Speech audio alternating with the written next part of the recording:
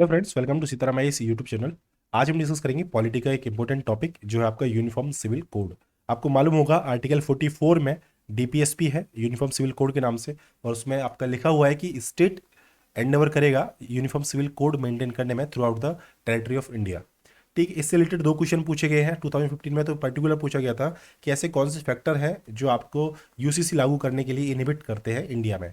दूसरा 2019 में question put किया गया था कि जो फ्रांस है वो इंडिया के कॉन्स्टिट्यूशन में जो सेकुलरिज्म की अप्रोच है उससे क्या सीख सकता है, क्या लर्न कर सकता है। तो ऐसे क्वेश्चंस मेंस में पूछे गए हैं।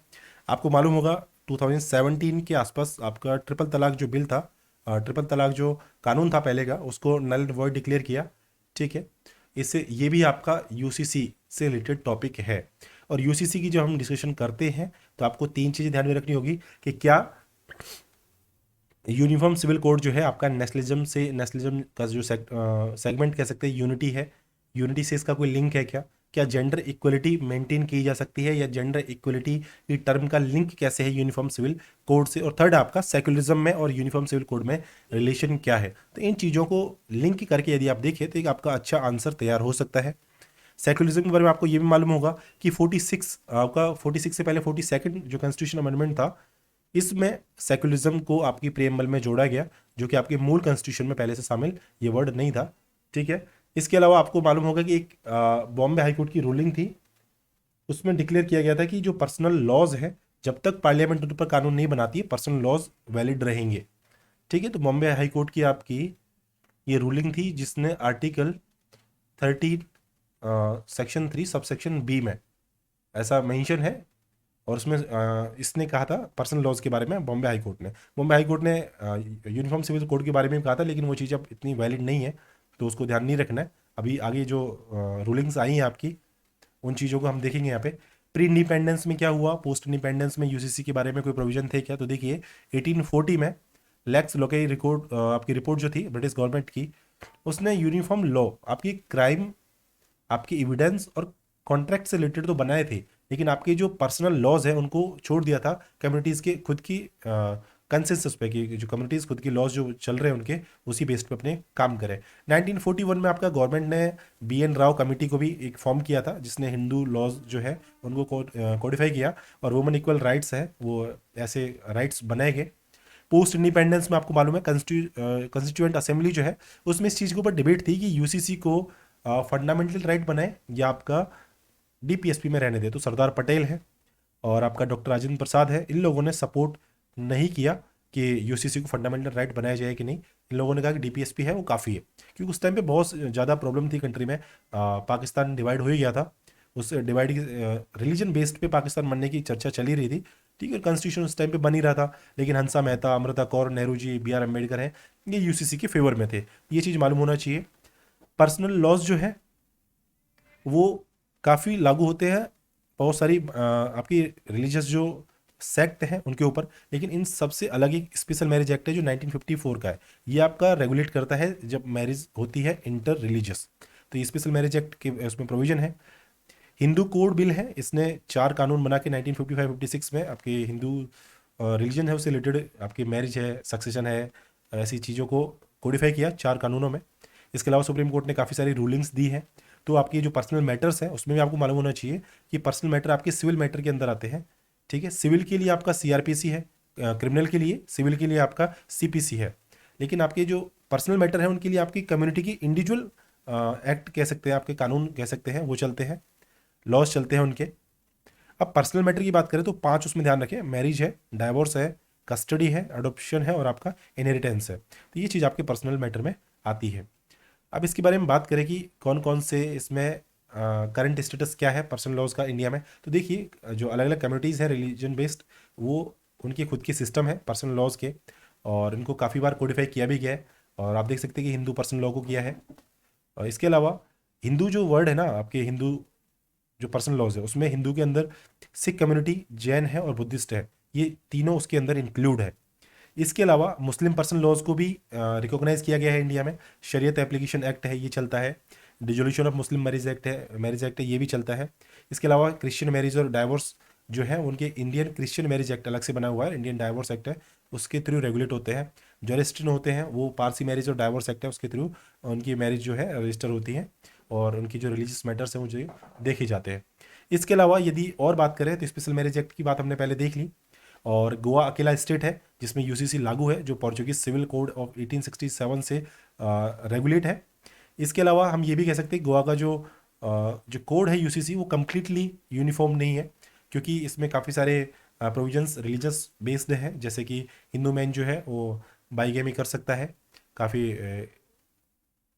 एक पर्टिकुलर पॉइंट है उसमें कि 25 ईयर की एज तक यदि वुमन के बच्चा यदि नहीं होता है, चाइल्ड यदि बर्थ नहीं होता है, तो दूसरी मैरिज कर सकता है हिंदू मैन। तो ऐसे काफ़ी प्रोविजन है, तो इससे कह सकते हैं कि हाँ, जो गोवा का आपका यूसीसी है वो कम्प्लीटली यूसीसी नहीं है। अब नीड की बात करें, नीड की देखिए, नीड ये है कि 6 पॉइंट है, 6 के आसपास है शायद इसमें, जो आपको देखना है। मैंने इसको हाईलाइट किया है कि जेंडर इक्वलिटी मेंटेन करने के लिए यूसीसी हेल्प कर सकता है, ठीक है। लेकिन लॉ कमीशन ने कहा कि आपके जो पर्सनल लॉज जो चलते हैं उसमें मैन को ज़्यादा फेवर किया जाता है, तो इसलिए वुमन जो है डिप्राइव्ड रह जाती है, और काफ़ी सारे प्रोविजंस पर्टिकुलरली मेन के लिए होते हैं, वुमन के लिए नहीं होते। और जो मैन जो होता है उसको नेचुरल गार्डियन ट्रीट किया जाता है, वुमन को नहीं किया जा सकता है, नहीं किया जाता है। और कुछ अमेंडमेंट हुए थे 2005 में, उसमें भी हिंदू सक्सेशन जो एक्ट है उसमें अमेंडमेंट हुए, उसमें भी काफ़ी सारे प्रोविजन हैं जो वुमन से रिलेटेड अमेंड किए गए, लेकिन अभी तक उनको लागू नहीं किया गया है। इसको आप देख लेना एक बार। इसके अलावा यूसीसी से फ़ायदा ये हो सकता है कि जो पर्सनल लॉज में इनकन्सिस्टेंसी जो है उसको एड्रेस किया जा सकता है, और डिफरेंट रूल जो है उनको बैलेंस किया जा सकता है। लॉज जो है उनको सिंप्लीफाई करके आपकी जो जैसे मैरिज सेरेमनीज है, इनहेरिटेंस है, सक्सेशन है, अडॉप्शन है, इन चीज़ों के बारे में जो कॉम्प्लेक्स लॉज चल रहे हैं वो ईजी हो सकते हैं, और जो कम्युनिटीज़ है उनको बेनिफिट हो सकता है। इसके अलावा जुडिशरी पे जो बर्डन है वो घट सकता है यदि यूसीसी लगा दे तो, और स्पीडी डिलीवरी हो सकती है जस्टिस की। वल्नरेबल जो सेक्शंस हैं सोसाइटी के, उनका प्रोटेक्शन हो सकता है। बी आर अम्बेडकर ने भी इस चीज़ का सपोर्ट किया था कि वुमन और रिलीजियस माइनॉरिटीज़ हैं उनको बेनिफिट हो सकता है। और इसके अलावा आपका आर्गुमेंट यदि अगेंस्ट में कहें कि यूसीसी को लागू नहीं करना है, इस फेवर में जैसे कि यूसीसी को लागू नहीं करना है या यूसीसी के अगेंस्ट में यदि आर्गुमेंट दें, तो वो है कि सेक्युलर सिविल लॉज जो है वो डाइवर्सिटी है उसके अंदर, तो डाइवर्सिटी मेंटेन करना भी एक डेमोक्रेटिक कंट्री का एक दायित्व होता है। तो उसको मेंटेन करने के लिए आपको डाइवर्सिटी मेंटेन करनी है, तो जो सेक्युलर सिविल लॉज है वो मेंटेन रहने चाहिए। कम्युनिटीज़ जो बना रखे हैं उसमें प्लूरलिटी है, ठीक है, तो वो चीज़ इसमें ध्यान रखने लायक है। इसके अलावा आप देखिए कम्युनल जो पॉलिटिक्स है ये भी एक फैक्टर है, और डाइवर्सिटी के अगेंस्ट जो आपका फैक्टर है, यूनिफॉर्मिटी यदि मेंटेन करेंगे तो डाइवर्सिटी मेंटेन नहीं हो पाएगी। और इसके अलावा आपका है कि जो माइनॉरिटीज़ की जो राइट्स है, आपको मालूम होगा कि जो शेड्यूल 6 है, ठीक है, इसमें ट्राइबल कम्युनिटीज़ को स्पेशल राइट दिए गए हैं। और आर्टिकल 25 जो है इसमें आपका रिलीजियस आपका जो फ्रीडम है उसके ऊपर है कि मतलब माइनॉरिटीज़ रिलीजियस माइनॉरिटीज़ हैं या फिर अलग अलग रिलीजन है आपका प्रोफेस कर सकते हैं, प्रैक्टिस कर सकते हैं, ऐसे राइट दिए गए हैं। अब यदि यूसीसी लगा देंगे तो काफ़ी सारी चीज़ें गवर्नमेंट से रेगुलेट हो जाएगी। और एक चीज़ होती है कि यूसीसी का मतलब स्टेट को पावर देना है आपके पर्सनल मैटर्स को रेगुलेट करने के लिए, ठीक है। तो वो चीज़ तो अभी भी कंटिन्यू हो रही है, जैसे कि ट्रिपल तलाक वाला था, इसके ऊपर कानून आया। इससे पहले आपका एक डाइवोर्स से रिलेटेड एक था, इसमें कुछ रूलिंग्स आई थी, इसके ऊपर एक्ट बना था 1980s का जो डेकेड था, इसमें ये चीज़ थी। तो उसमें जब स्टेट पहले से कानून बना सकता है तो अभी उसको अलग से यूसीसी बना के इम्प्लीमेंट करने की जरूरत नहीं होनी चाहिए। तो ये इसका अगेंस्ट में है पॉइंट। लॉ कमीशन ने भी इसको सपोर्ट नहीं किया, 2018 की रिपोर्ट में बताया कि यूसीसी की अभी ना तो ज़रूरत है और ना ये डिज़ायरेबल चीज़ है। और इसके साथ में कुछ रूलिंग्स आप यदि याद रखें तो 2 रूलिंग मेनली याद रखें। एक है आपकी साबोनो केस 1985 का है, जिसमें पार्लियामेंट को आउटलाइन करने के लिए कहा कि कॉमन सिविल कोड बन सके तो ऐसी कुछ आउटलाइन निकालिए जिससे नेशनल हार्मनी और इक्वलिटी बिफोर लॉ है वो मेंटेन हो सके। एक सरला मुदगल वाला केस जो है 1995 का, मतलब 10 ईयर्स लेटर, यदि आपको चीज़ याद रह जाए तो इसको याद रख लें कि इसमें फिर से आपकी जो पार्लियामेंट को यूसीसी फ्रेम करने के लिए जोर दिया गया, रिट्रीट किया गया, और इससे नेशनल वही इंटीग्रेशन हो सकता है और आइडियोलॉजिकल जो कॉन्ट्रडिक्शंस हैं वो रिमूव हो सकते हैं।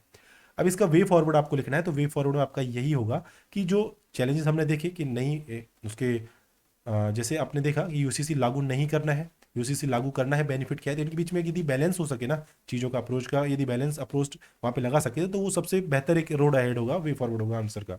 इसमें 2 चीज़ आप याद रखें, पहला है कोलैबोरेटिव अप्रोच और दूसरा है brick by brick approach. Collaborative तो ये है कि आपकी जो स्टेक होल्डर्स है अलग अलग कम्युनिटीज़ के, उसके बीच में यदि कंसेंसस यदि हम बिल्ड कर दें ना, यदि इंडिविजुअल्स को हम एजुकेट कर दें, तो यूसीसी की इफेक्टिव जो इफेक्टिवनेस है यूसीसी की, वो हम देख सकते हैं, पॉजिटिव इफेक्ट उसके देखने को मिल सकते हैं, और एक ट्रू नेचर में यूसीसी लागू हो सकता है यदि हम कंसेंसस बिल्ड कर दें, और उसके आंसर में बोलेंगे कोलैबोरेटिव अप्रोच यूज़ कर लें। एक है ब्रिक बाय ब्रिक अप्रोच। इसका मतलब ये है कि ईंट से ईंट जोड़ो, मतलब ये है कि पहले मैरिज पे कानून बना दो।